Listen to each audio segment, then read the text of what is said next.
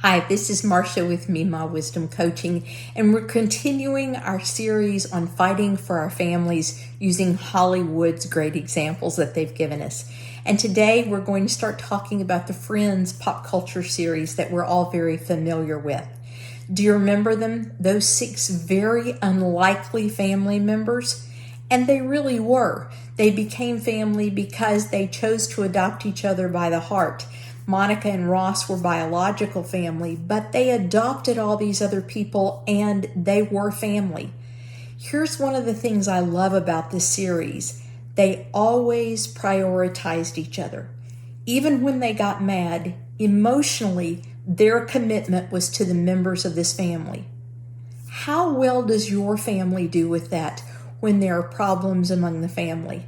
Are you able to always stay consistent and prioritize the members of your family? I'd love to hear your story. Be sure to like, share, and comment.